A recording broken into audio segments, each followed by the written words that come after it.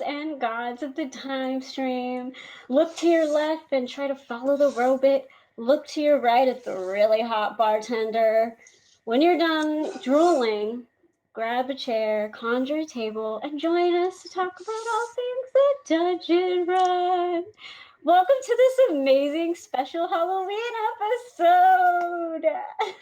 Hello. uh, Lily, she's making an appearance today, and of course, she wouldn't go anywhere without her amazing granny. So we're hanging out today. A little tropical flower. Love it, because on Bingle, it's very important to celebrate everything all the time, every day, all the time. Oh, yes. We party all the time. I want to say happy Halloween week, happy spooky week. This is my favorite week of the entire year. You can't tell, I'm super jazzed.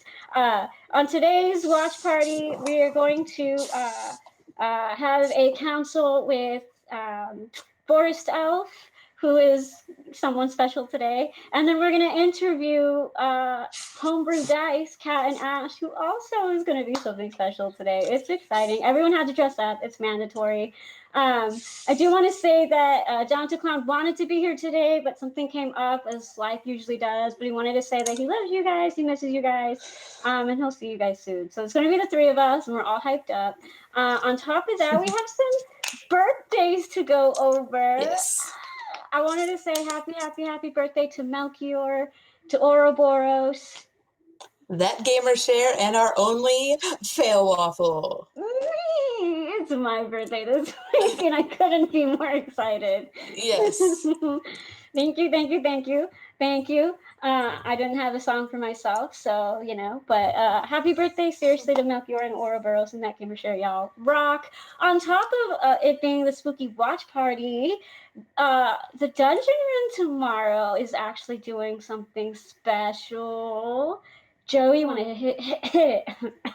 Yay! We're all invited to a Force of Evil affair, the Nightmare on Elm Street. Tomorrow at 6 p.m., they're having this amazing gathering. Join us for a wickedly spooky evening. And if you dare, costumes preferred. Costumes always preferred, okay? Of course, the Candle Queen, we love you, Amanda. I'm so excited. Yay, Amanda! The Nightmare on Elm Street. How beautiful. Anyway, before I get excited and talk about Spooky Week all week, I do have one more thing to say. I just want to say that I really, really, really love and appreciate how, a good chunk of the Discord all changed their names to something spooky this Halloween. We've been doing it. It's been awesome. And I just love the spirit in this community. It makes me happy. Before I bore everybody to sleep, Granny, why don't you tell everybody your overview thoughts and your rating of this last week's episode? Thoughts. So I have lots of thoughts. I love where Fahima is going. Just herself, her story, her growth.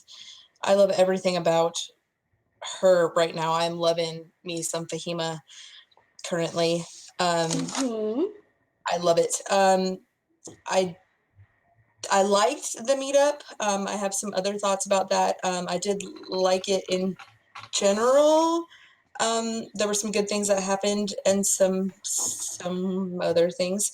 So we'll talk about that later. It was an interesting one, to say the least.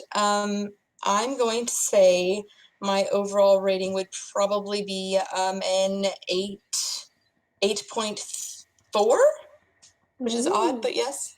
Mm-hmm. That was the most amazing, descriptive but non-descriptive rating I've ever heard. Yes, we'll talk about it, though. I love it. Wow, I like everybody says that I've earned the tough but fair critic rating around here. I absolutely loved Fahima's section of it, 100%.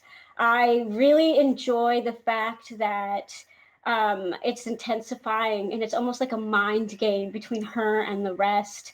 And Chef Scott said strongest defined 8.4 for sure. Yeah, for sure. 100%. Stick with it.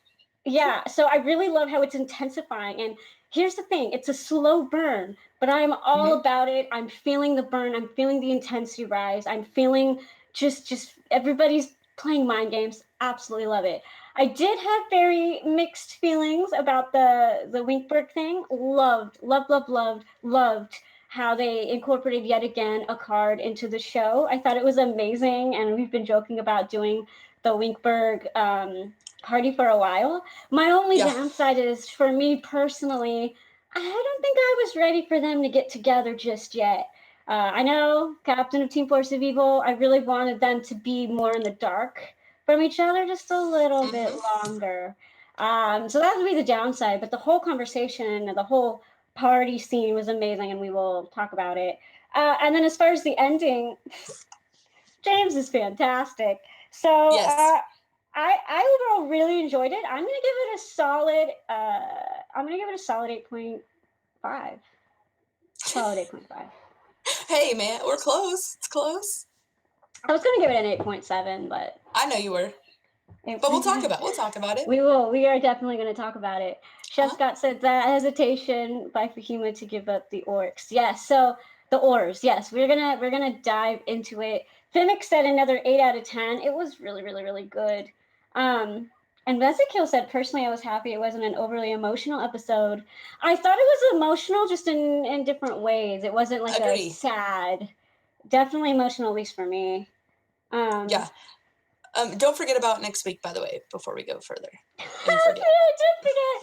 Last thing before we bring on our amazing friends for the council, I want to let everybody know, I'll send another reminder out for sure, but we will not be having a watch party next Tuesday due to it being election day. So sorry, but we'll do a double take the week after, but yeah, no watch party next week.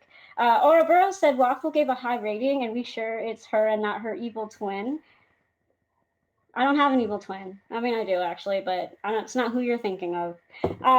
So before we just I want to just barf on our thoughts and feelings on this episode. So let's bring out ForestElf to our little mini council here and get things started. Hello. Oh, hello. Why don't you tell everybody who you originally were before and after you came into the world of mine? Well, as you may know, I'm Sarah Sanderson, and I prepared a little song for you watchers. It goes like this. You may have heard it before. Come all you watchers, I'll take thee away into a land of enchantment. Come all you watchers, the time's come to play in the world of the dungeon run. I feel so entranced. I want to go. I'm so entranced. Everybody come to Eye. It's exciting. And then once she put a spell on me. Yeah, and then once she stepped in Eye, she became a hag. Hag? It's debatable. Here I have two sisters, you know. Yeah, yes. It's true. I've heard this that. is exactly what the third hag looks like. Spoilers. Exactly. Which they said 10 out of 10 for the song. So yay! Okay. 100%. So since I think Jared is in chat, we're going to do a swapsy doodles, and we're going to talk about the combined hero section and the other section first, and then talk about the heroes last. Okay. Cool. So wopsy doodle. I love that word. I bet you do. So I'm going to do it. Granny, because you're so much wiser than everybody, and you've been on Bingo so much longer than everybody, why don't you start us off as far as the Winkberg warping thing? I feel like that's an old joke. Yeah, I sure will, youngin. Yeah, okay, so thoughts. Okay, here's the thing. Let's get down to the nitty-gritty, okay? So, let me pull up my sleeves. Okay. I loved, I think episode 1. Stay with me here. Fahima is the one that was like, hey, Uggo, you can't read or write, let's do this together. We'll start you an Orctionary. I'll do this with you. We'll learn together. It's great. And then I loved how he, in this one, gave her back the Orctionary with something written on it for her. I thought that was beautiful and that was great. That being said, I feel like in this episode, I loved James's reaction. I think we were talking about it before. Hag. I loved James's reaction to seeing Fahima, and I loved the way Civ was very concerned about her well-being. You know, what did they do? Are you all right? Are you hurt? I love that. I feel like this was a moment, though, that, I mean, she's young, you know, she's 19, she's alone, they're together. And I feel like this was the moment that she needed her family, and she needed them to be like, look, we're looking for you. We're not going to stop looking for you. You know, please trust that we're here. You know, we believe in you. You know, you're strong. You can do this, you know, and give her that pep talk. And instead, I feel like they were, you know, basically not berating, but they were not giving her that. I felt like they were kind of coming at her in a different kind of way, a bit. Yeah, and I'm gonna yeah, I'm go gonna ahead. piggyback off of you. I'm gonna piggyback Please off do. of you, Granny, Jump on because Granny's back. I have a lot of emotions, and I'm gonna give you guys the PG family friendly version of them. This scene gave me a lot of you know, I'm so into the show, and Yeah. I have emotions. What can I say? I'm passionate. That's how I felt. Yeah. Yeah, so my blood was boiling as, you know, and for the record, before I say anything, I completely understand why Ugo said what he said, did what he Yeah. did. I understand his thought process 100%. Even Lily with her, you know, game plan, we got to focus. Should you keep the oars? Should you do all this? I understand. But I got that too. kind of what Granny was saying, in the sense of, again, she's alone. The overall, the party focused more on, are you aware that you're in danger? And I'm just like, oh my gosh, she's alone, she's with all of the baddies, she's been there for a week, you don't know what's been happening to her. And I feel like they came, especially Ugo came at her in a very like almost questioning. I know he very specifically said, you're smiling when you talk about the spells. Are you aware of that? Like, do you know that you're smiling? And by the way, if I have to, I'm gonna kill you at the end of all this. If it comes down to that. And I'm just like, whoa, kind of what you said. She needs family right now. This is an hour of like almost hope building that she needs. And so my temperature was rising as soon as, I loved it when James was like, guys, my temperature is rising and you need to stop. And I was like, me too, let's go. And yeah, I just put myself in that 19-year-old position, and she feels alone, she all this stuff, and then here we go, and her family's like, yeah, if we have to, we'll kill you too. And it just felt to me, if I was Fahima in that moment, I would have been like, well, I guess I really am alone. That is what I would have thought. What about you, Hag? Let's weigh in on this very. Well, I was going to say, to be the master's advocate, I couldn't help it. I mean, okay, so there is that thing of, yes, the party should have been there to support her, but at the same time, she's being treated really well by the Ashen Mage. And it, you know, she does need them and wants to know that they're still on her side. And I fully understand Fahima's anger in basically Ugo telling her, hey, we might have to kill you. She's like, why would you say that? And I don't think that was fully explored, but she's treated really well. And she does have this thirst for power and knowledge that she's getting from the Ashen Mage. Now, I do think she balances that really well with this self-awareness of okay, I love power, I love knowledge, but I'm not learning this to dominate.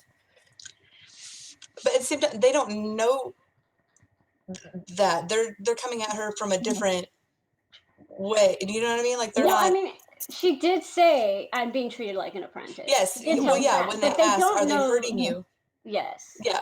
I still don't know the extent of what's going on. But no, like I said, I get where they're coming from. I just feel like... I mean, I'd be questioning too, you know, like I was, you know, when Ugo did the inside check and things like that, I'd still be, you know, I'd be nervous too. Like, is she telling the truth? Is something else going on here? I would also question too. But at the same time, if that's somebody that I'm close to, obviously her well-being is important to me first and foremost. And then I want you to know that I will look for you. I'm looking for you now. And I'm not trying to make you feel some type of way first. And she even said that she had already considered that if she's the key, she's already considered taking herself out. You know, like there was no reason for them to say to her the same thing that she's already considered. So, I mean, like, anyway, she's 19, she's young. So, I mean, I feel like that was like a make or break moment for her. Like, you know, if there was a moment that could push her to one side or the other, and like, you know, my family is supporting me or not, you know, maybe that was a turning point for her. I don't know, you know? Like, we don't know. I also just want to randomly clear up a conversation that's happening in chat. Ugo is 23. Just for my memory's sake. He is a year older than Lily. He's 23, but that is more than half of orc life, according to Ugo, just for the record. Yes, I agree that we'll see. We'll see if that's going to be a turning point. There are a lot of emotions in that scene, and I was right there on half of the party side. I mean, first and foremost, they did ask her, "Are you all right?" Well, not Civ, they. Yes. Well, that's because let's clear that Civ's up. my boy, and Civ cares about that. Civ for sure, yes. And I love that Fahima noticed his accent, and that she kept, you know, like he had his actual accent. And we were discussing Civ's little run off and do something else too, and I feel like, what were you talking about? That he's not trying to feel any feelings, so he's trying to do other things and keep himself busy to not feel and have to process all of the feelings that have just happened. So he didn't get to say goodbye to Fahima. He hasn't processed Vic, so he ran to Chalmers. He's running and doing all these other things to keep himself busy from processing and having to handle anything right now. So I think that's why behavior. Yes, it was. I was so shocked in like a oh no kind of way when Civ kept his accent, and I just think he's too. He can't process anything. I really don't think that a part of an even processed Fahima was even there. Like, I just don't think he has not been able to process things for a while. He's half drunk these last couple of episodes as it is, and he didn't even say goodbye. He just left, and I think that is what was telling to me in terms of he really isn't processing anything. He's just trying to focus himself on a game plan and stick to it. And that's why he was like Chalmers, and then you could tell even with Chalmers, he was he still wasn't processing. He was kind of literally word vomiting to Chalmers, right? And I know me, Cam the Fog Pal, and a few other people in chat were like, Chalmers should get a pen or a paper or something, because he was just kind of like, it was like natural order in this, and then this is our plan. And it was almost like he kind of started processing it when Chalmers was like, how do I contact you? And he was just like, I don't know. Like, I don't even know where we'll be. Yeah, like I don't know what's going on at all. Cam said, unpopular opinion? Question mark. When I love it when Civ keeps his old Scotch accent. No, I loved it. I really do. I think it was a testament of not only where he's staying emotionally, but just how hurt he is, and just how unseparated from Vic he is in this current moment. I just feel bad for Chalmers, because I feel like he just wants to run his little church, and now he has like all these responsibilities and errands and messages to keep on, and we don't need. It's a hypothetical question, but for the no cast zone. But I was curious, why does Chalmers know the natural order? I found that interesting too. Food for thought for everybody. I thought that was interesting. But then I did. If we do, I want your guys' brief opinions on whether you thought Hema should give the party the oars and the book. Actually, don't talk about the book, just talk about the oars. I mean, I definitely think keeping it away from the Ashen Mage is a good idea. Yeah. I think she should have given them away. Maybe kept one in case she needed it, since she's the only one who can cast the spell. She did keep one. But can she right? even... Yeah. Yeah. I thought she handed them all over. I thought she also handed them all over. No, I thought she gave them 2 and she kept 1. Chat, hello? They want to help out. I feel she kept 1. I think she gave them all. I thought she gave them all, and I thought the other thing also. She left everything. Yeah. I think she gave them all. I was pretty sure. All right, she gave them all. I thought she kept 1. Mm-hmm.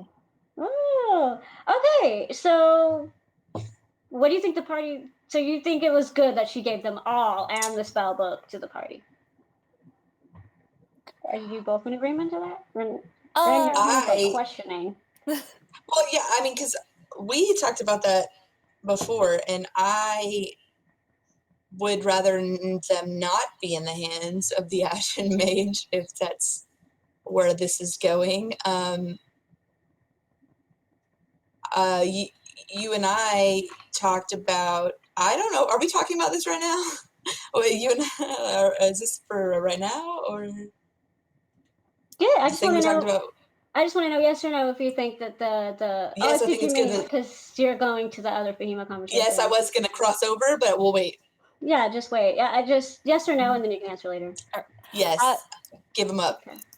Good idea. Think yes, and I think my answer doesn't really pertain to the Fahima chat, so I'm going to talk about it. So I think yes, it was a good thing she gave it up, because we know from the discussion on Sky Scorcher Peak that she's harnessing the power of the Wardens, which is elemental magic. So she essentially has a spell that nullifies elemental magic. That's important to keep away from the Ashen Mage, I think. Agree. No, Jared, we're not done talking about the other stuff. We have to laugh at James first, so don't worry about it. But if you want to, just you can stick around. So we can talk about that right now. Yeah. So forwarding to that again, I thought emotional scene with. Yes. First of all, I love Morgan, Peter Brown. I do. Yes. And the moment that he said, well, I love it when he like points out how awkward everything is. Like the moment he was talking to Civ, he was like, so I'm gonna reanimate her. This is really awkward. This is just super awkward. And I was just like, oh my God, I feel it. Like I love that he asked permission though. Like, like it makes it awkward, but then it's like, hey, I want to do this thing, but I know it's creepy and weird, but I totally won't do it if it's not cool. Like, is that cool? Right. No, I don't even think he asked. I don't even think he asked. I was pretty sure he asked. I feel like even if Civ said no, he was going to do it because they need that information. I don't think he was asking. I think he was just saying. But I think he was just being polite, like. Yes, hey. But I think even if he said no, I think, what Corbin Plate said, he asked. I think it didn't matter. I think if he was like, no, I really don't want you to do this. That he asked, though. Yeah, James would have been like. It's like when you ask to exhume a body for a criminal investigation. Like you're asking. Still polite. You're not really asking. I love that it was very Jamesy and it was very awkwardly polite, and I loved it. I loved it. But then the thing happened. Jeff's description, Jeff's literal reanimation was so spot on. I don't think it would have been it couldn't have put me in the state any more than it already did. I think I was just like, I could really see it in my head, and he's already done a great job at describing exactly how her body is. And yes, Aunt Jedi said that stare he had. Yes, like he stayed in character as a dead reanimated body. Like just, it was amazing. I was in it. It felt wrong in all the right ways. Yes, exactly. And I thought it was very sad how Civ was like, I can't be a part of this. I need to step away. Yep. I respect that, but it made me sad. I think Civ needs, And I can't believe I'm saying. Well, I'm Lily today, so that's fine. I think Civ needs a break. I think Civ needs to breathe, and I think Civ needs to just like someone needs to give that boy a hug. That's all. I think he needs a hug. Just sad. But then we get to the actual question. Oh, James. James is so amazing. And yes, Mazakil, we are laughing at your funky librarian. Okay, I am 100% I loved it. laughing I loved at him.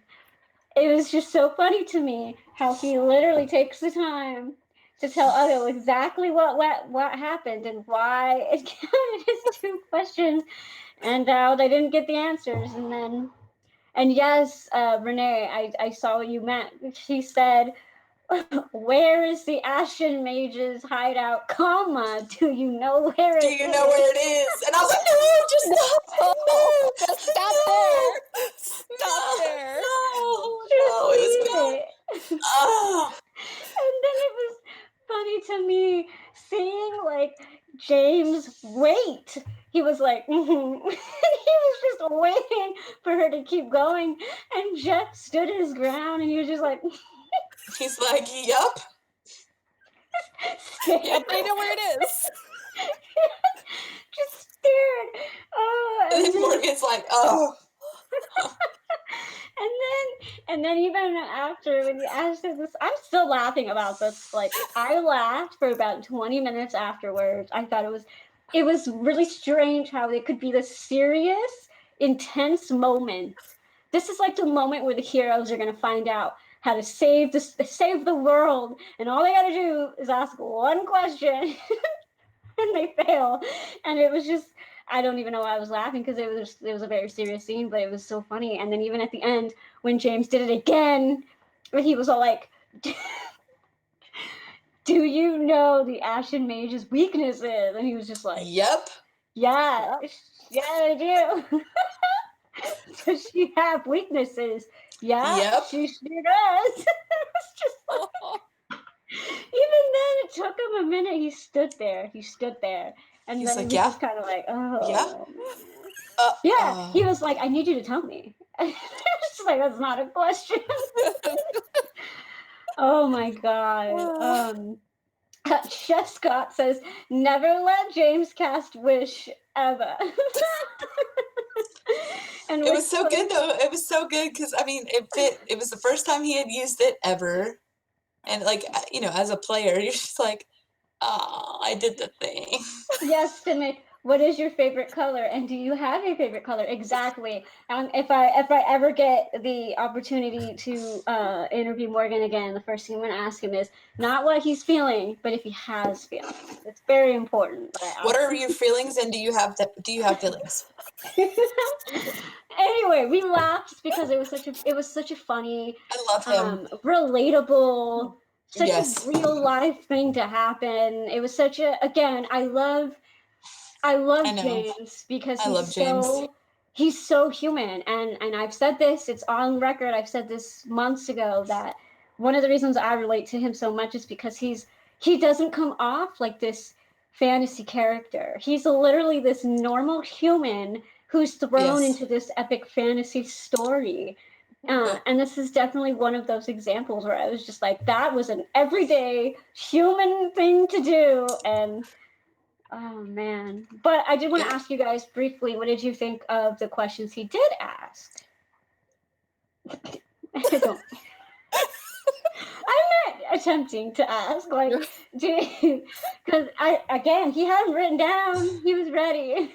Like the questions he meant to ask? Yeah, like the way he meant to ask them were decent. Yeah. Had he asked them appropriately, they probably would have been all right. You know, it would have been good info to have. Well, you know, the only information they got out of it was that they know where No Nizaron's grave is. That's pretty somewhere much outside the city of Jong. And I loved. Everyone in chat was talking about it. How like right after they said that, Jared spent like 5 minutes trying to find it. He's like, and then when he was ready, he was like, "Yeah, guys, it's right here for those of you at home following along at home." Well, they also know the Ashen Mage has weaknesses. I mean, they, She also has a hideout, yeah. So and Vic knew where it was. So quick D&D question about the spell. How often can he cast that spell? He said he could cast it on command when he wants to or something, but He as far can't, as but you, It has the problem gets to be the target of the spell. the target, yeah. And Right. that's actually what I wasn't clear on. I know that Jeff mentioned it, how often he can do that with the same target. If he does it once with the same target, like, is that it for that person? Ouroboros says he has to wait 10 days to use it again on that specific target. Okay, I thought it was 10 days because I thought it was similar to almost like a counter spell of what Ugo did for Vic. Yeah. Oh, So, I mean, if Vic's going to be in the bag of holding, they can wait 10 days and exhume She's one of my her favorite and moments. All over again. Poor All try over again. again. Okay, so now that we're done loving our favorite warlock, I do have I to just give love him. I do have to give a small shout out to me and Wait. how awesome Yeah, do it. Do it. Shout out to you. And then I forgot I had something else on this side. to me and how awesome it was to have Lily Dumplestuck sing a Yes. song for the first time in a while, but also I thought it was very touching. It was very appropriate. I loved how she really took the time to pay respect She did. to Vic. I think, yeah, I agree. This was, I think, go ahead. I legitimately cried. Like, there were like full tears. I was like, I couldn't handle it. It was good. It was, it reminded me of Lily of old, from back when she used to sing a lot and like do that sort of stuff. It was like the most Lily she's been in a while, and I like that about that this this episode. I really enjoyed that. Well, I also felt like it wasn't.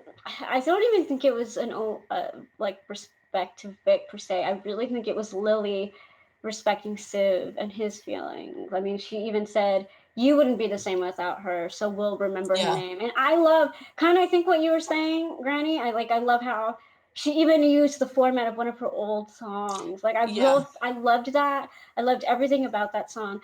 As one of the top Vic fans, I just loved it, every second of it, and I just had to take a second to say that was really awesome. And apparently, it made people cry. It was a really good scene. It was good. She did well. So yeah, props to her. I also want to say one of Fahima's moments that I love the most is when Civ was talking to her and he was like, when you get out, leave her a note. That I'm gonna kill her or whatever. And she was like, I'll do you one better. You can use your own blade and I'll get it for you. I was like, oh, yes, ma'am. Ooh. But if that doesn't tell you, Fahima has this dark streak. Okay. All right, Fahima. I like where you're going. Okay, I'll get it for you. Yes, ma'am. And when you told me that too, and you're like how you were just all up on the vengeance and the motivation. I loved it.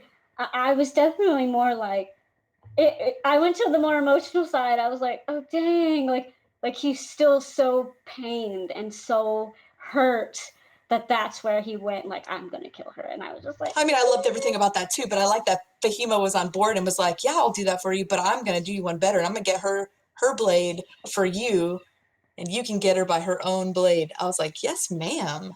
Oh yeah. Yeah, I definitely raised my that definitely caught my attention. And Civ now has a personal vendetta against the Ashen Mage. I think that might and a come helper into on play. the inside. I love it. Well, yeah, no, I think that might come into play later down the line, and maybe not necessarily in a good way. Stay tuned. I love it. Oh, maybe. So I did want to switch to talking about the Fahima. Is that the switch? That was my switch. Okay. Yeah. So, okay. I think again, I said it earlier, I absolutely loved this segment. I really loved how Fahima and Zanelka's conversations started off with we're gonna help each other escape. We're here for each other. We're gonna figure this out.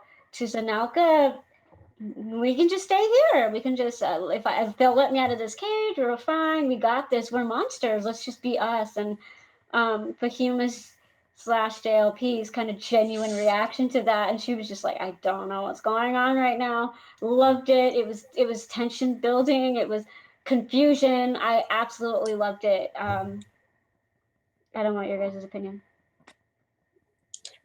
Go ahead. I mean, I loved the acting in it, but I want to know where it came from. You know, is it just that she's been in captivity, or does she really think that? Did the Ashen Mage do something? I don't know. I want to know where it came from. Cedar said Stockholm, ? And Steph, I think that's why I loved it so much, is because we don't know. And again, being the prisoner, being the parentheses, being locked in the enemy's corridors, the fact that we don't know, and Ouroboros says the opposite is Stockholm Syndrome, Zanelka's just wanting to survive. Who knows? And I think that's why I love it so much. It's almost just like we have this giant unknown in front of us, and how's Fahima going to deal with that? What is Zanelka's true intentions? We don't know. I think it's exciting, and to me, it really built the tension, and I loved that. Even her little note when she was like, "Truth?" ? And I don't know if we got a straight up answer on that, and so it was just like, I don't know. Right. Well, what seemed strange to me was just it was a very sudden switch. You know, and so so like you said, it builds the tension, and it's really interesting, and it's a great dynamic, and it makes, you know, I mean, I've said it before that I think they have amazing chemistry, just the two of them. Like, it doesn't feel like an hour and a half has gone by. No, it doesn't. You know? I agree. And I again, more so than even the scenes with Zanelka. I mean, I loved it. I loved how I said it last week, and it was true. They made that song, the Ashen Mages theme song, and I loved it, and it was so awesome. I love the fact they're incorporating theme songs. I think it's amazing. It makes me happy, and I think that theme song is so perfect for her. It just really pumps me up. I love it. But her reactions and her conversations with the Ashen Mage were amazing, hands down, in my opinion, the best part of this episode. I loved the mind games between them. And also, stop me anytime if you guys want to say something. I'm just talking because I'm excited. Freaking I'm just waiting for you. Go ahead. Fahima's dad, Conroy / Conrad, he's so funny. Jeff nailed him as a dad voice, okay? Dad voice, 100%. I think that's exactly what he was going for. Sean Conrad. Good job, HomeBrewDice. Winning. But it was, I loved it, and I loved. Okay, so dive into specifically the interaction between Fahima and her dad. I actually thought that, to me, more so than Zanelka, that was for me the confusing part of the episode. I thought that was very. Okay, I'm just gonna say it. If Fahima didn't conveniently fall into a hero's path, I think that Conroy would be a quack. He just leaves. He's all like, I'm finding wardens that I told you didn't exist. By the way, I'm going to save the world. What a quack. What a quack. Like, what is this man doing? What is he doing? And then the spies everywhere. I'm just saying, if we're going in the world of Iron, I might give this man some help. Yes, very suspicious. He's very suspicious. Okay, go, Granny, go. About specifically the dad. Okay. Skip all this other. We'll go back. Okay, their conversation. I mean, you had more of a problem with it than I did. My problem was the letter bit is where I got confused. She's been sending him letters to the house, which is where he said he got them. He's been answering her at the house. But if he was at the house to get them, then he would have known she wasn't there. She was in the house, and it just didn't make any sense to me. Like, one of them would have known the other wasn't there. So, I mean, it's very confusing. Well, I don't think she was sending letters to the house. I think she said she was. She was sending them to her house in Axbright. Yes. Yep. And then he said he was getting them from the house in Axbright. And then he thought, yes, he thought she was, like, it was just all. That's not how I read that scene at all, but because even on the show, the few times Fahima has written the letters, she sent them home. She sent them to her house. So how did you? I'm with HomeBrewDice. They said I thought he was responding to her, sending letters to Axbright.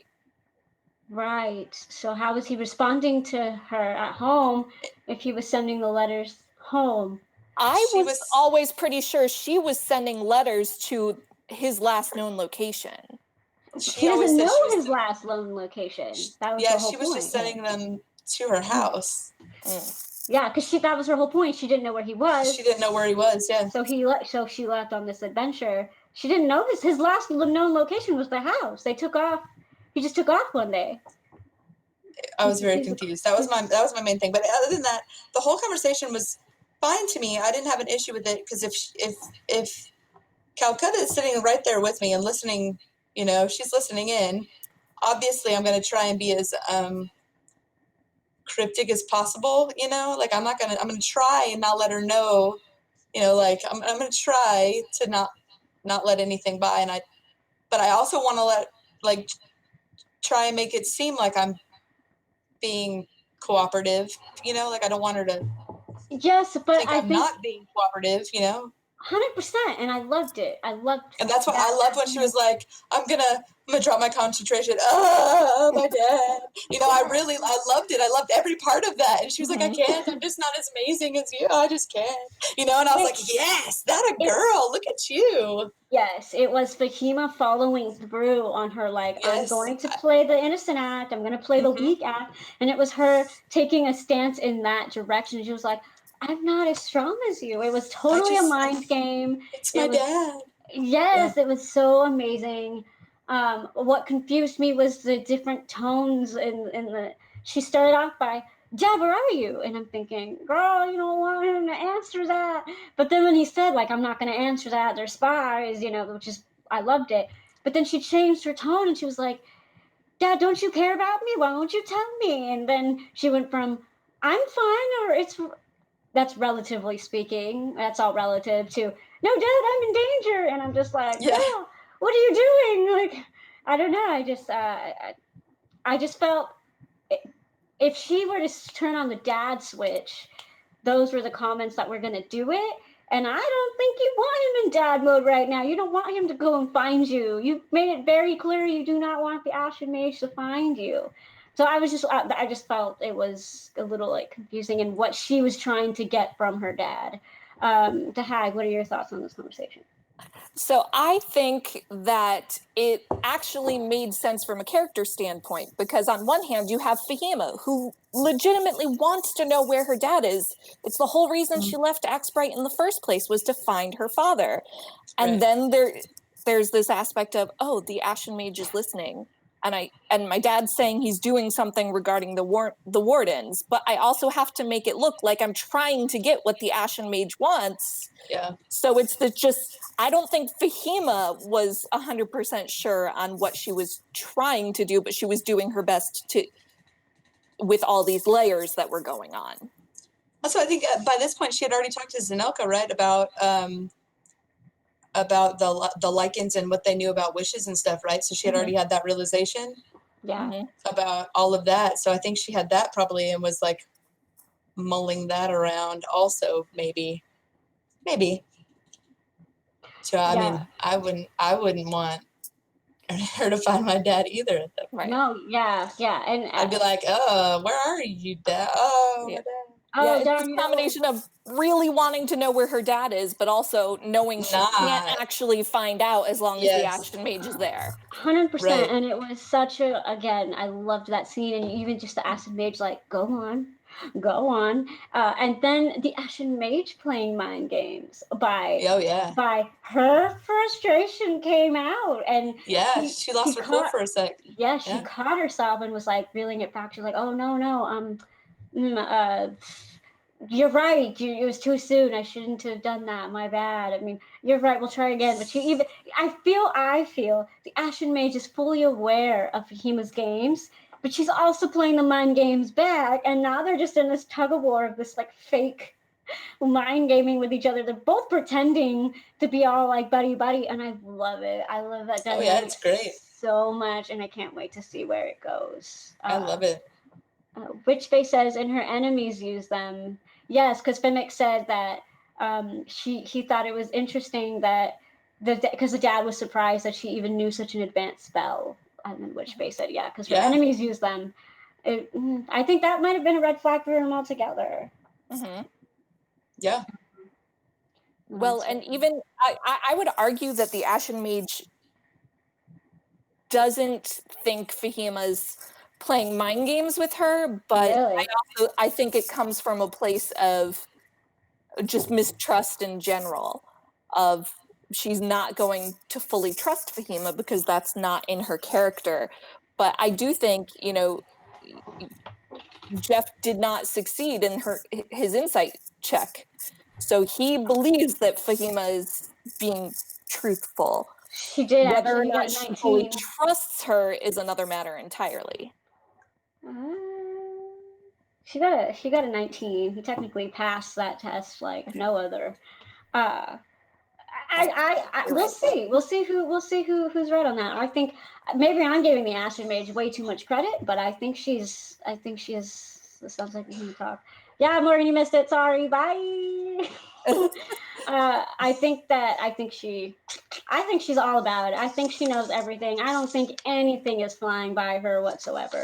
I think I don't think she knows everything. We talked about that before. A little bit, but that was more specifically information. I think she's very aware of what Fahima is doing. And I think she's thrown jabs. She's thrown jabs that she knows this. From the knife part, she's like, let me give you a spell, which how have we not talked about that already? And she literally narrowed her eyes. She was like, girl. And then before she cut her hand, she intentionally stopped Fahima with her power and said, okay, go. That was such a power play. That was a mind game. That was the Ashen Mage saying, listen, know your role. I think that was totally her knowing exactly what Fahima's trying to do and responding in her mind game way. That's what I think. See, I think it was absolutely a power play, but to just be like, don't mess with me, like, don't betray me because I am more powerful than you. I think as of right now, the Ashen Mage believes Fahima wants to learn and be an apprentice. I truly believe that, because otherwise she'd be omniscient, and we know she's not omniscient. She's very powerful, but she's not omniscient. I would agree. I guess we'll stay tuned and find out. You can't believe she's omniscient. She doesn't know everything. Not everything, but I'm saying as far as Fahima specifically, I think she knows everything Fahima is doing. Not that she knows everything in life, or clearly she doesn't know everything. She doesn't know where Conroy is. Like, I don't think she knows everything. I just think what's in front of her, she has full control over right now. That's what I think. I think she's fully aware of everything that Fahima is trying to do. I think she has Sanoka there for a reason. I just think it's only because she has science. She's 3 steps ahead. That's all I think, as far as Fahima goes. Not life, not the Wardens, none of that. Fahima, I think she's 3 steps ahead of Fahima. That's what I don't know. Vic can throw a wrench in her plans. Other wrenches can be thrown. I'm just saying. I was like, I think she thinks she's 3 steps ahead of Fahima, and we shall see if that is actually the case. Yeah, I guess we're going to find out tomorrow.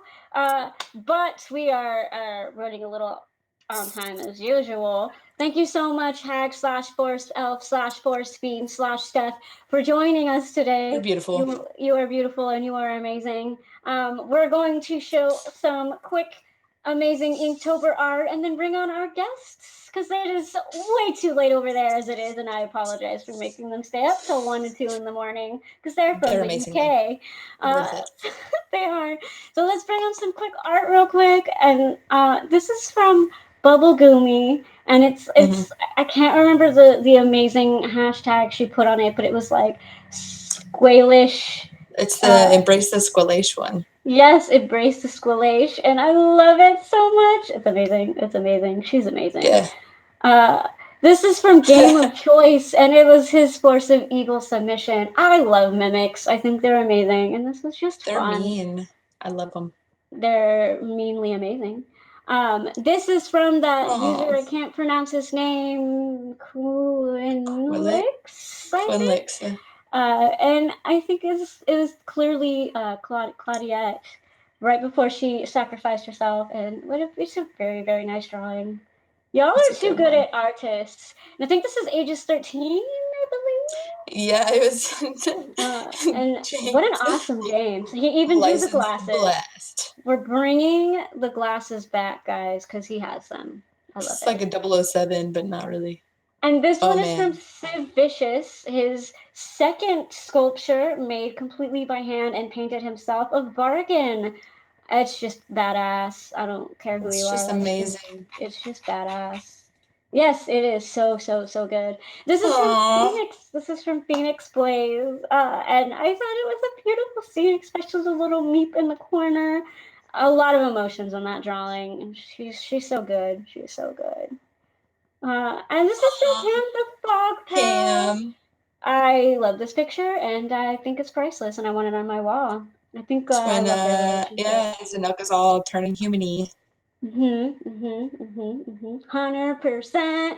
And without further ado, thank you guys again. October is amazing. Let's bring on our guests. Check out the channel. Yeah, the fan art channel and the illustrated art channel. And before our guests fall asleep on us, let's invite them on. HomeBrewDice Cat and HomeBrewDice Ash, aka Fatima and Whitebeard. How are you two today? Good. A little bit tired. I'm sorry. It's fine. We offered to do this, we wanted to be here with you guys, so. Yay! And 10 to 2 a.m. for us. So we're still going good. strong. We're going good. Beautiful. Well, you both look very lovely today, and I appreciate you dressing up and being awesome. Thanks. You're both extremely hot in very different connotations, but you're both very hot. Just throwing that out there.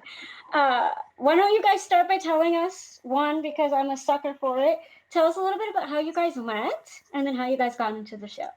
I'll let you take this one. Oh, thanks. I appreciate that. So we met about 5 years ago. We are now married, just to get that into conversation straight away. We met 5 years ago, all kind of nerdy love and music and everything that brought us together. And it's been stuck with me ever since. Yeah. Yeah, pretty much so. And then we got a group of friends together where we live, and they are all massive nerds as well, big into D&D. And Ash hadn't actually heard much of D&D, heard bits about it, but hadn't done anything, whereas I had. So this is where we kind of piqued an interest in D&D again, because they were going to start a campaign locally with us. So you kind of did some research, didn't you? And what did you find? I did a lot of research, and I punched into YouTube, D&D session, D&D campaign, and two things came up. One of them was Critical Role, and the other one was the Dungeon Run. And I was like, well, I've heard quite a lot about CR, but I want to give this one a go. And it didn't take long. I think it was 15 minutes into the first episode, and I was like, right, this one's for me. That's it. Job's a good one. So I continued watching, and I caught up with, I think he must have been on like episode 15 or 16 at the time. So it wasn't long after it started that I was there. But I caught up to real time in maybe a week or so. It was crazy quick. Quick. I was watching it at work, 1.5 times speed. Jeff so mad at you. Is phenomenal at 1.5 times speed, just for the record.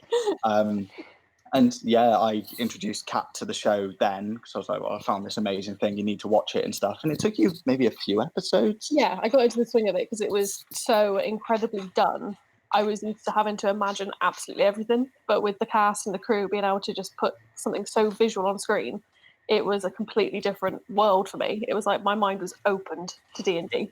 Yeah, completely. And we've been hooked ever since. And then as soon as we found out there was a Discord for it, straight in there, and try to be as active as we can, but time differences, it plays havoc with us a little bit. So you guys do great though. Yeah. we After a tried push. to. After we tried to, yeah. But can you tell everybody what passions of your guys' has the dungeon run sparked? Well, there you go. we've very much obviously our passion for D&D has gone from here to through the roof big time. And we've seen the cast in so many other things. We've become huge fans of the cast, as everybody here is, and a huge fan of the community. But also I have started, me in particular, I've started DMing, which I never thought I would ever do. My first D&D session was around this time last year, and about just over a month and a half maybe, I did my first DM session for just a small group here, a couple of new players, one slightly more experienced player, and it was incredible. It's amazing how much inspiration I drew from Jeff and the cast and this show in general. Definitely not a copy, and I advise anybody that's thinking of getting into DMing, find your own style. Everybody's different. You can take inspiration from as many places as you want, but every game is different. And if you compare yourself to people like Jeff, people like Matt Mercer, the Mercer effect, I think the Kanata effect is so much more powerful. You just don't worry about it.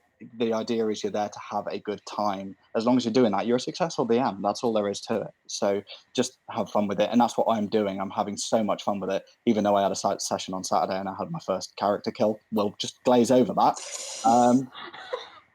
Yeah. Brutal. Yeah, second session of a new campaign, they died. So that's the end of that. Yeah. But we always have a really good laugh, and that's that. So that's sort of what the dungeon run has inspired me to go for, really, where I just never thought I would prior to that.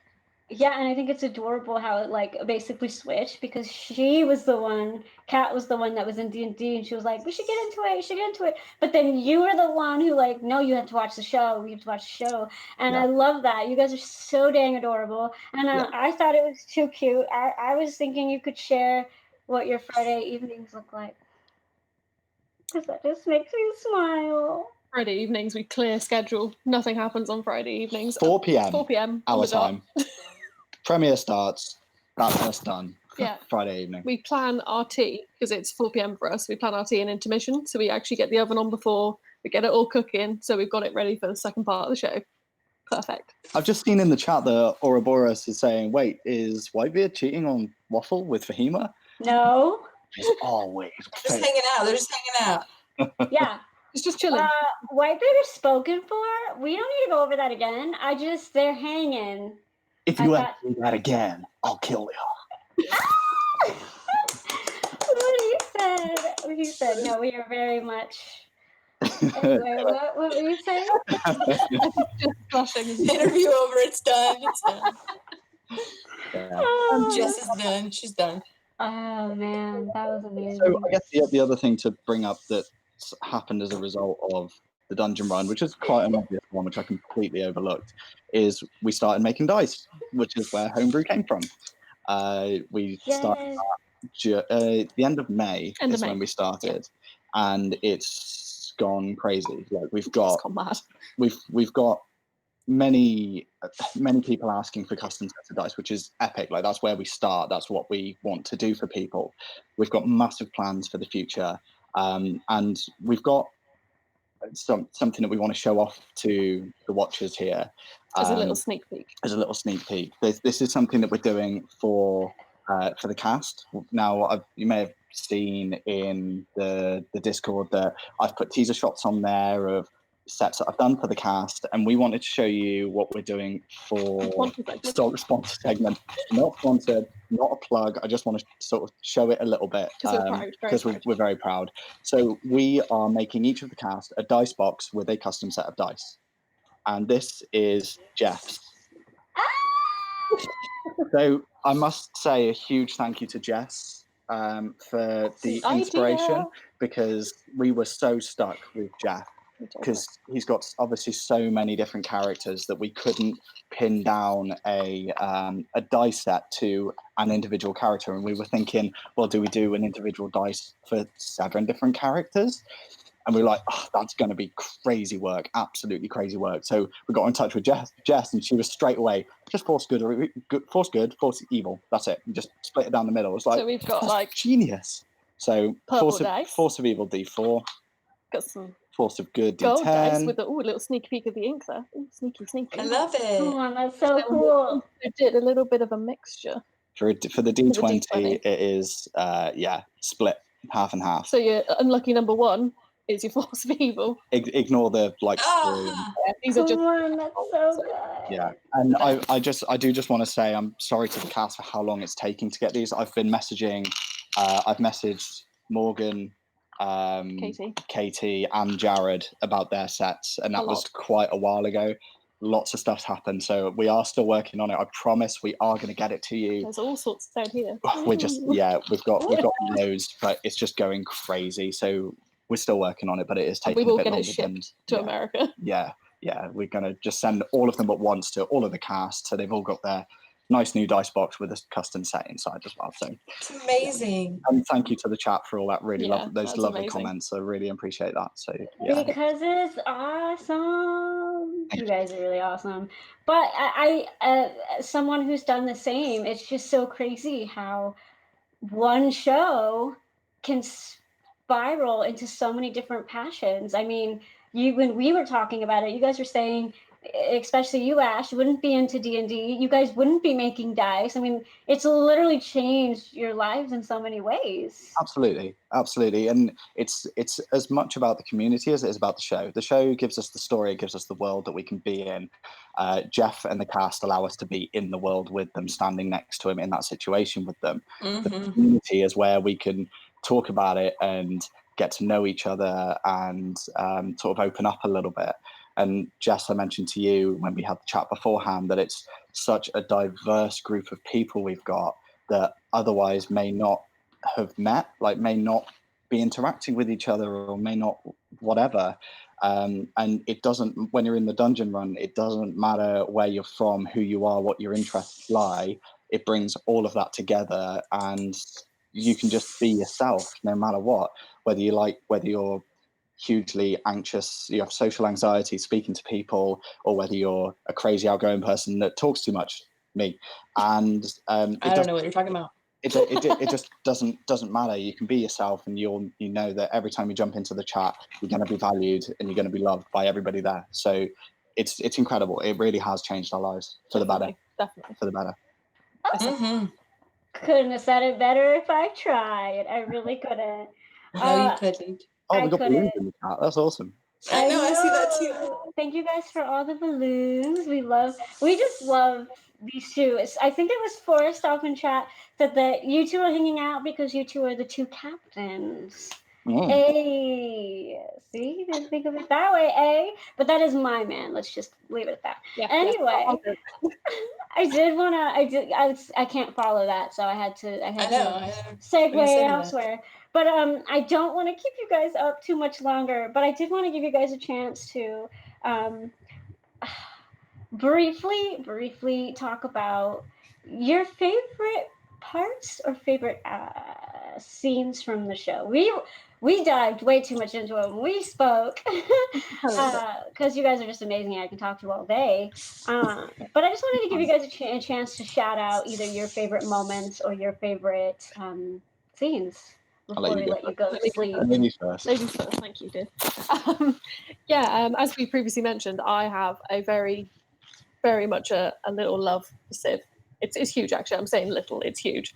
Civ's backstory for me is one of those ones that it hit home. It's not like it relates to me in any way, but I can just feel it, believe it, and really go with it. So, should have dressed up as Civ. But no, you're fine. You're beautiful. No, you're a great had to go. But I think after this recent episode, the that meeting, the coming together, even though it might be too soon, even though it might not have happened in the way it should have happened, I had a lot of time for it. I had a lot of time for the emotion. I had a lot of time for the, what can we do? What can we do to help each other? And are we all okay?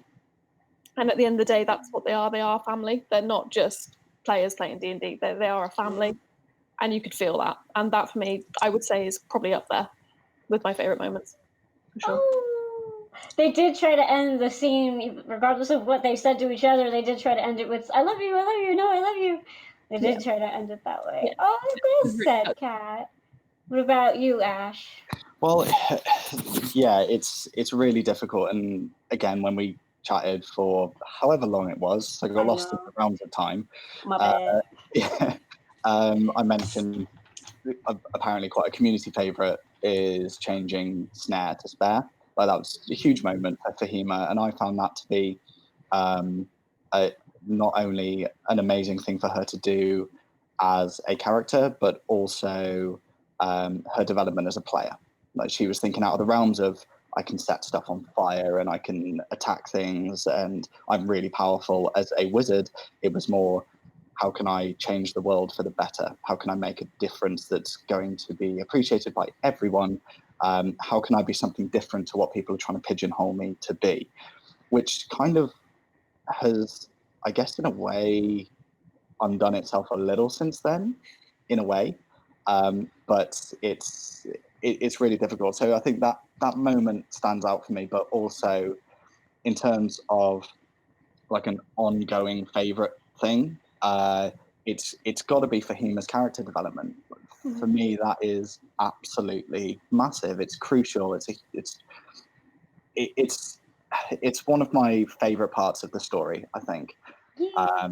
Just because there is so much growth. You've got this young fire genasi whose goal immediately was to find her dad, and now she's gone through this whole series of events that actually that is still a primary focus for her, but look at all this other stuff that she's developed along the way. Look at the family she's gained, look at the people she's met, look at all the change that she's done. She saved Ayn. It's absolutely massive that she's one of the heroes of Bingle. She's gained this name for herself that actually may not have happened in other circumstances, and that is she is my favorite character. Initially it was Civ. Initially my favorite character was definitely Civ, and then it moved to James, because I love a warlock. I love the dark evil stuff. I love the dark evil stuff. Excuse me, darling. I have a message for you. But we heard that. You said evil stuff. Everybody loves a foreigner, okay? And honestly, I thought as soon as I said, "Oh, I love a warlock," James was my favorite character, I thought it was you saying, "Excuse me, darling." That wasn't me. Hold on. It was Squalache, probably. I don't know. Squalache, sweet. Okay. Yeah, so then it was James, and now it's moved to Fahima for me. So yeah, and I'm really looking forward to seeing how she grows again in the future, because it's just going to continue. Yeah. So yeah, that's me. I agree. I thought too much. I'm sorry. Oh, No, I agree. You're beautiful. I love it. I really love both of you, and I really appreciate you guys being here, and I appreciate you guys sharing. I appreciate you staying up till 2 a.m. I appreciate everything that you do, the dice. I appreciate just you taking the time. This really is a beautiful community, and it makes me happy every week. I do want to end the show by just saying, especially this week, I know I'm cheerier than usual for obvious reasons, but I do want to take a minute to just express my gratitude for you guys, for this community, for the show. There's just so many things that the show has accumulated to be grateful for, and I cannot stress enough how important all of this is to me, and how important you guys are to me, and just this interaction, hanging out, talking, and it's just, I'm so grateful. I think that we've said it enough. I love the way James says it / Morgan says it, that like the internet isn't a pretty place, and we have such a beautiful little pocket of wonderful and beautiful, and I'm just very grateful today. So thank you. Morgan dropped the rose in there. What a legend. Morgan, we love you. We do. Hi, Morgan. Hi, Morgan. Do you want to piggyback off that, Granny? Not piggyback, but I feel like we missed Heather and Leah's Uggo theme song, and I think it's beautiful. No, I mentioned theme songs. I'm so happy that there's theme songs. I didn't say it, and I want to say it's beautiful, and I loved it. Yes, we love you, Morgan. We love Uggo's theme song. We love same. Like, I'm just grateful for the cast, the crew, the community. It's just I'm genuinely, I just love you all, and I'm feeling how lucky I am and how lucky we all are to have each other and to have this wonderful pocket of beautiful joy. I really am. So on that note, guys, let's let these two go to bed. And go to sleep, you whippersnappers. enjoy Spooky Week. I'm so excited to see what everybody has on Whitebeard Day. I thought I was going to be the only one to work hard to keep his memory alive, and look how wrong I was. I'm excited. Happy birthday to us. And as always, guys, humankind. Vivo!